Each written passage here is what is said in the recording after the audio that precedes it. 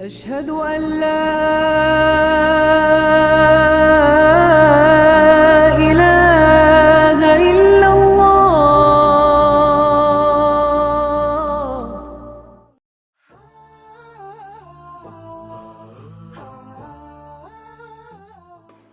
الحمد لله والصلاة والسلام على رسول الله وعلى آله وصحبه أجمعين أما بعد.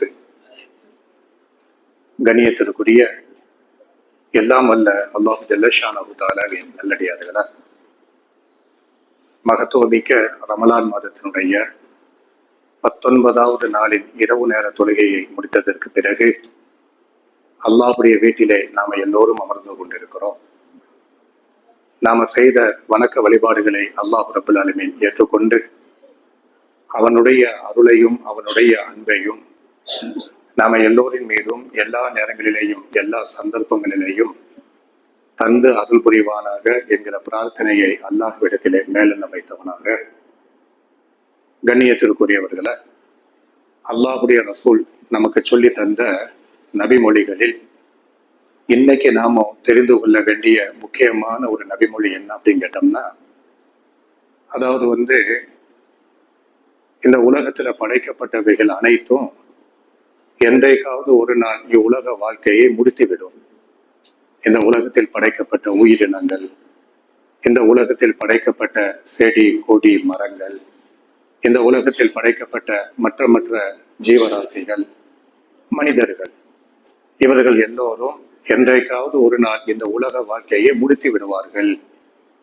உலக வாழ்க்கையை முடிச்சிட்டோம்னா மனிதனுக்கு மட்டும் மன்னரை வாழ்க்கை இருக்கிறது, மற்ற உயிரினங்களுக்கு மன்னரை வாழ்க்கை கிடையாது. அப்ப மனிதர்களாக இருக்கக்கூடிய நாமோ மன்னரை வாழ்க்கையை, முஸ்லிம்களாக இருக்கக்கூடிய நாமோ மன்னரை வாழ்க்கையை நாம ஏற்றுக்கொண்டிருக்கிறோம். சரிங்களா? அப்ப அல்லாஹ்வுடைய ரசூல் ஸல்லல்லாஹு அலைஹி வஸல்லம் அவங்க இந்த உலக வாழ்க்கையை முடித்து விட்டு மன்னரையை நோக்கி போறாங்க பாருங்க. இந்த நிகழ்ச்சியை பற்றி அல்லாஹ்வுடைய ரசூல் நமக்கு என்ன செய்யறாங்க, ஒரு செய்தியை சொல்லி தராங்கம்மா. அது என்ன செய்தி அப்படின்னு கேட்டோம்னா, யத்பாஉல் மையத்த சலாசுன், ஒரு மையத்தை தூக்கிக்கிட்டு மையவாடிக்கு போகும் பொழுது 3 விஷயங்கள் அந்த மையத்திற்கு பின்னாடி வந்து கொண்டே இருக்கும். அல்லாஹ்வுடைய ரசூல் சொல்லக்கூடிய இந்த நபிமொழிய நாம உள்வாங்கணுமா. ஏன்னு கேட்டோம்னா, பொதுவா நாம ஊருக்குள்ளால பழமொழி சொல்லுவோம். எப்படி? நான் முன்னாடினா நீ பின்னாடி அப்படிம்பாங்க. நான் முன்னாடி மன்னருக்கு போயிட்டோம்னா நீ பின்னாடி வர போற, நீ முன்னாடி போயிட்டோம்னா நான் பின்னாடி வர போறேன்.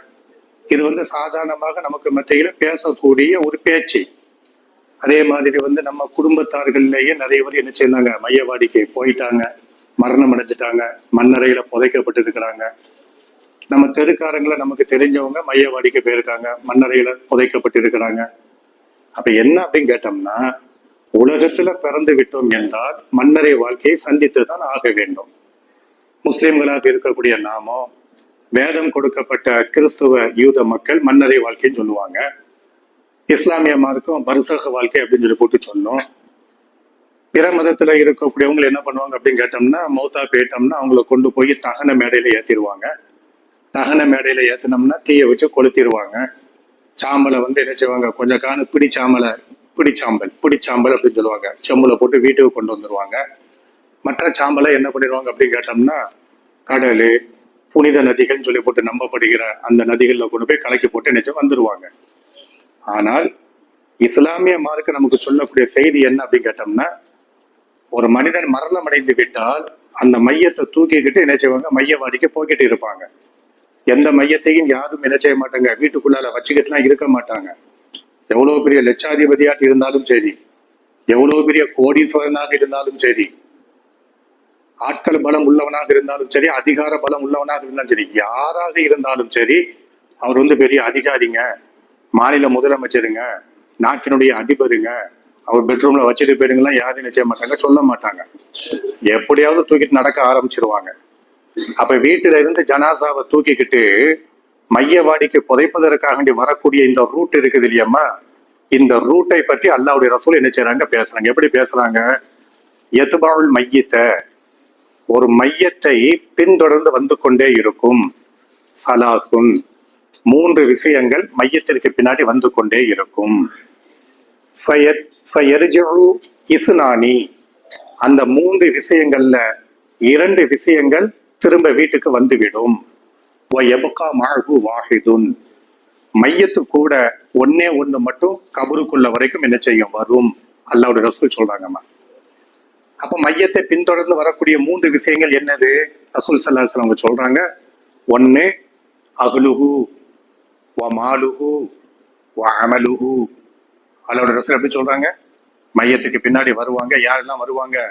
அஹ்லுஹு, அவனுடைய இரத்த உறவுகள் என்ன செய்வாங்க, மையத்துக்கு பின்னாடி வருவாங்க. இப்ப என்னை தூக்கிட்டு போறாங்கன்னு வச்சுக்கிடுங்க, என் பின்னாடி யார் வருவா?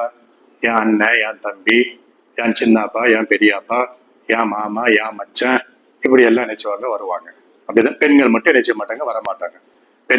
பெண்களுக்கு மட்டும் மையத்தை பின்தொடர்ந்து வருவதற்கும் மையவாடியில வந்து நிற்பதற்கும் பெண்களுக்கு மட்டும் அனுமதி கிடையாதே தவிர மற்றபடி எல்லாரும் நினைச்சவங்க மையத்துக்கு பின்னாடி வருவாங்க. அகுலுகு மாலுகு, அவனுடைய சொத்து என்ன செய்யும், மையத்துக்கு பின்னாடி வரும். ரசூல் ஸல்லல்லாஹு அலைஹி வஸல்லம் ஃபர்ஸ்ட் யாரை சொல்றாங்க? குடும்பம் வரும் அப்படின்னு சொல்றாங்க. குடும்பத்துக்கு அடுத்து என்ன வரும் மையத்துக்கு பின்னாடி அப்படின்னு கேட்டோம்னா, மாலுகு, அவனுடைய பொருளாதாரம், சொத்து என்ன செய்யும், வரும். 3வது என்னது? அமலுஹு, அவன் செய்த நன்மைகளும் வரும், அவன் செய்த தீமைகளும் என்ன செய்யும், அவனுக்கு பின்னாடி வந்துகிட்டே இருக்கும். இதுல சொத்து வரும்னு சொல்லி போட்டு அல்லாஹ்வுடைய ரசூல் சொன்னாங்க தெரியுமாமா? இப்ப எந்த மையத்துக்கு பின்னாடி சொத்து வருது? மையத்தை தூக்கிட்டு போறாங்க, ரத்த உறவுகள் வராங்க, நம்ம கண் முன்னாடி பாக்குறோம். இவர் யாருங்க? மையத்தினுடைய வாப்பாங்க, அப்படி மகன் போய்கிட்டு இருப்பான் மையத்தாட்டு. இவர் யாருங்க? மையத்தினுடைய மகங்க, பாப்பாக்காரு மையத்தா போய்கிட்டு இருப்பார். மாலுகு, சொத்து வரும் சொல்லி போட்டு அல்லாஹ்வுடைய ரசூல் சொல்றாங்களே. இப்ப நம்ம பார்வையில வந்து சொத்து எல்லாம் வரலையே அப்படின்னு கேட்டோம்னா, நீங்க அப்படியே நபிகள் நாயகத்துடைய காலத்துக்கு போங்க. அப்படியே போனோம்னா இவருடைய சொத்து என்ன செய்யும், வரும். சொத்துல முதன்மையான சொத்து என்ன சொத்து அப்படின்னு கேட்டோம்னா, அடிமைகள் இருக்கிறாங்க இல்லையமா, அடிமைகள். அந்த காலத்துல அடிமைகள் வச்சுட்டு இருந்தாங்க பாருங்க, அது ஒரு சொத்து தான். அதே மாதிரி வந்து அன்னைக்கு வந்து கழுத குதிரை ஒட்டகத்துல ஏறி என்ன செய்வாங்க, வருவாங்க. மையத்தை அப்படியே போய்கிட்டே இருக்கும். மையத்துக்கு பின்னாடி மகன் என்ன செய்வாரு, கழுதையில வருவாரு, அல்லது குதிரையில வருவாரு, அல்லது ஒட்டகத்துல வருவாரு. இந்த ஒட்டகம் யாருக்குள்ளது? மையத்தினுடைய சொத்து. இனிமேதான் பங்கு போட்டு எடுப்பாங்க. நீ குதிரையை வச்சுக்க, நீ கழுதைய வச்சுக்க, நீ ஒட்டகத்தை, இனிமேதான் பங்கு போட்டு எடுப்பாங்க. அப்ப அல்லாஹ்வுடைய ரசூல் என்ன சொல்றாங்க அப்படின்னு கேட்டோம்னா, மையத்தை தூக்கிட்டு போனோம்னா அதற்கு பின்னாடி குடும்பம் வரும், சொத்து வரும், அவனுடைய அமல்கள் என்ன செய்யும், வரும். வந்துட்டோம்னா மையத்தை என்ன பண்ணுவாங்க, கபருக்குள்ளால இறக்குவாங்க. கபருக்குள்ளால உள்ள இறக்கி வச்சு பனங்கம்பை போட்டு, நம்ம ஊர்ல எல்லாம் வந்து பனங்கம்பு போடுறாங்க. நீங்க அரபு நாடுகளுக்கு போனீங்கன்னா சிமெண்ட் பிளேட் என்ன செய்வாங்க, போடுவாங்க. போட்டு மணலை போட்டு மூடிடுவாங்க. மையத்தை கபருக்குள்ளால இறக்கும் பொழுது அவன் செய்த நன்மைகளும் கூட சேர்ந்தே உள்ள இறக்கப்படும், அவன் செய்த தீமைகளும் மையத்து கூட சேர்ந்தே உள்ள என்ன செய்யப்படும், இறக்கி வைக்கப்படும். குடும்பமும் சொத்தும் என்ன செய்யணும், திரும்ப ரிட்டனு வீட்டுக்கு வந்துடும். யாரும் அங்க தங்கலாம் மாட்டாங்க. எங்க வாப்பா வந்து அங்கே புதைக்கிறீங்க தானே, எனக்கு அங்கே பக்கத்துல டென்ட் ஒன்று அடிச்சு கொடுங்க, இன்னைக்கு ஒரு நைட்டு நான் தங்கிட்டு போறேன், யாரும் சொல்ல மாட்டாங்க. சொத்தை யாராவது கொண்டு போய் கபருக்குள்ளால இறக்குறாங்களா? மையத்தை உள்ள வைக்கும் பொழுது, எங்க வாப்பா போட்ட வாட்சிங்க, விலை கூட நான் வாட்சி ஆசைப்பட்டு வாங்கினாரு, அன்னைக்கு கட்டின வாட்சிங்க, அதோடு உள்ள போட்டு மூடுங்க, யாரும் சொல்ல மாட்டாங்க. அதே மாதிரி வந்து எங்க வாப்பானோட லாக்கர் சாவிங்க, யாரும் சொல்ல மாட்டாங்க. வாங்கின சர்டிபிகேட்ல இருந்து, வாங்கின சான்றிதழ்ல இருந்து எல்லாத்தையும் பிடிங்க ஒரு ஓரமா வச்சுட்டு எல்லாம் அனுப்பி விட்டுருவாங்க, எல்லாத்தையும் அனுப்பி விட்டுருவாங்க. எங்க வாப்பா ஆசையா கட்டின பெட்ரூமே, சரி, அந்த பெட்ரூமை கட்டும் பொழுது பார்த்து டைல்ஸ் வாங்கினாரு, சரி, ஒரு டைல்ஸை பேத்தி எடுத்து அதுல இருந்து ஒரு புடி மண்ணை எடுத்து கபருக்குள்ளால போடுங்க, ஒண்ணுமே சொல்ல மாட்டாங்க. உள்ள இறக்கும் பொழுது ஒன்னே ஒண்ணுதான் உள்ள இறங்கும். எது? அந்த மையத்தை செய்த நன்மைகளும் உள்ளே இறக்கி வைக்கப்படும் மையத்து கூட, அந்த மையத்தை செய்த தீமைகளும் உள்ளே இறக்கி வைக்கப்படும் மையத்து கூட. இந்த 2 பேரும் போயிடுவாங்களா? இந்த ஒண்ணு மட்டும் உள்ள இருக்கும். மணலை போட்டு மூடியதற்கு பிறகு அடுத்து அங்க உள்ள என்ன நடக்கும் அப்படின்னு நீங்க பாத்தீங்கன்னா, முஸ்னத் அஹ்மதுல ஒரு ஹதீஸ் ஒன்று பதிவு செய்யப்பட்டிருக்குதுமா. மாஷா அல்லாஹ், முஸ்லிம்களாக இருக்கக்கூடிய நாமோ, மூமின்களாக இருக்கக்கூடிய நாமோ மறுமை வாழ்க்கையை நம்பி போட்டோம். மறுமை வாழ்க்கையை நாம எப்படி நம்பி இருக்கிறோம்? வெறுமன மறுமை வாழ்க்கை அப்படின்னு போட்டு நம்பி இருக்கிறோமா, அல்லது மறுமை வாழ்க்கை தான் நிரந்தரமான வாழ்க்கை என்று நம்பி இருக்கிறோமா? பெரும்பாலான முஸ்லிம்கள் மறுமை வாழ்க்கையை நம்பி இருக்கிறாங்களா நம்பவில்லையா என்பது கூட சந்தேகப்படுகிற அளவிற்கு நினைக்கிறது. வாழ்க்கை அப்படியே போய்கிட்டு இருக்குதுன்னு வச்சுக்கிடுங்க, அது ஒரு சைடு இருக்கட்டும். மறுமை வாழ்க்கையை நம்பிக்கை கொண்டிருக்கிறோம். அந்த மறுமை வாழ்க்கையை எப்படி நம்பிக்கை கொண்டிருக்கிறோம்? நிரந்தரமான வாழ்க்கை என்று நம்பிக்கை கொண்டிருக்கிறோமா, அல்லது மௌத்து மன்னர முடிஞ்சு போச்சு இப்படி நம்பிக்கை கொண்டிருக்கிறோமா? திருமறை குர்ஆன்ல அல்லாஹ் ரப்பல் ஆலமீன் சொல்லுகிறான், பல் துஸிரூனல் ஹயாத்தத் துன்யா வல் ஆখিরাতু கைரு வ அப்கா. எப்பா, நீங்க இந்த உலக வாழ்க்கையை தேர்வு செஞ்சுக்கிட்டே இருக்கிறீங்க. துஸிரூனல் ஹயாத்தத் துன்யா, இந்த உலக வாழ்க்கைய நீங்க தேர்வு செஞ்சுக்கிட்டே இருக்கிறீங்க.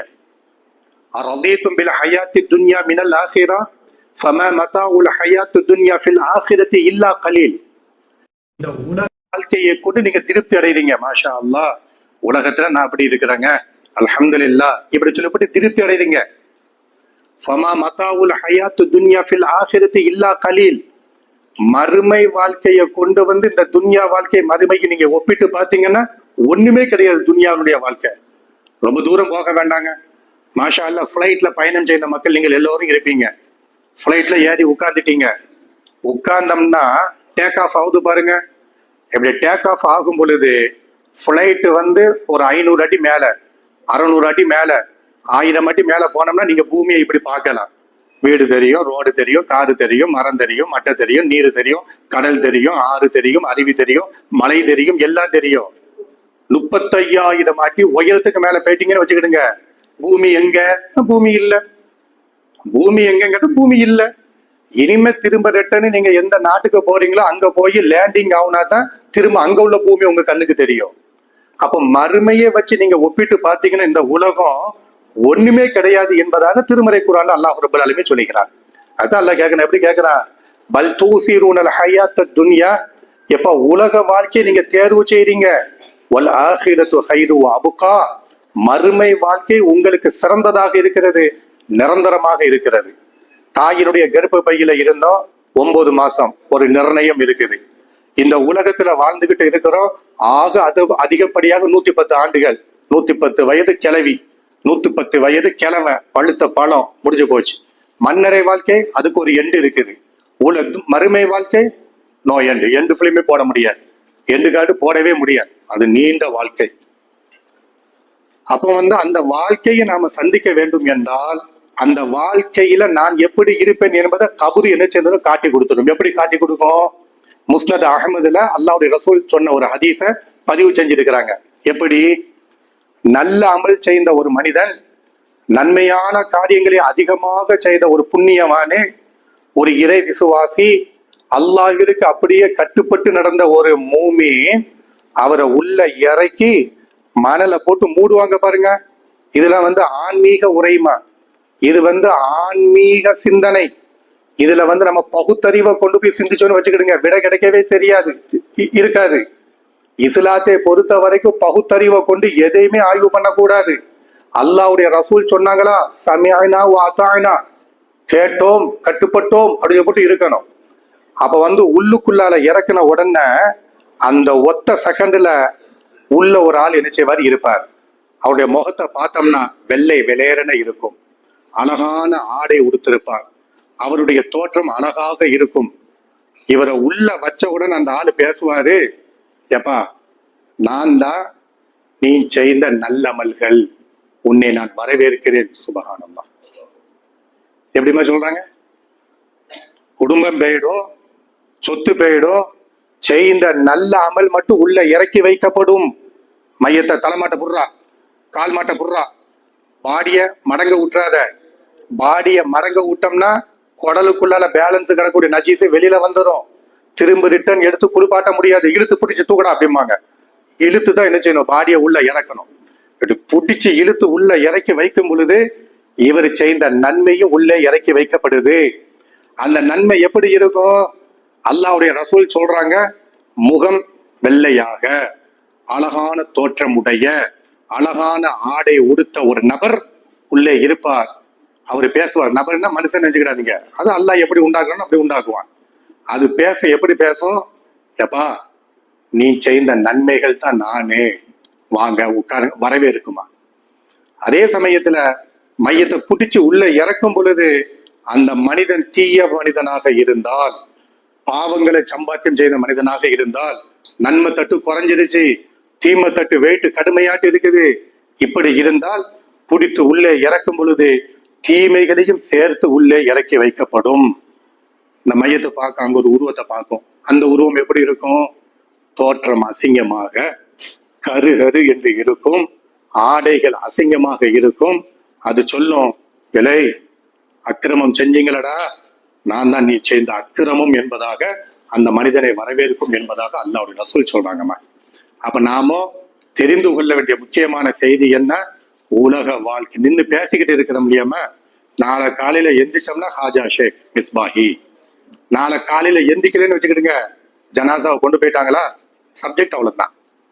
நாளை காலையில எந்திரிச்சோம்னா எம்பிபிஎஸ் டாக்டருங்க, நாளை காலையில எந்திக்கலன்னா, அதுக்காகத்தான் அல்லாஹ்வுடைய ரசூல் சொன்னாங்க, எழுந்த உடனே நீங்க அல்லாஹ்விற்கு செய்ய வேண்டிய சுக்ர் என்னதுமா? எழுந்த உடனே நீங்க அல்லாஹ்வுக்கு செய்ய வேண்டிய சுக்ர் என்னது?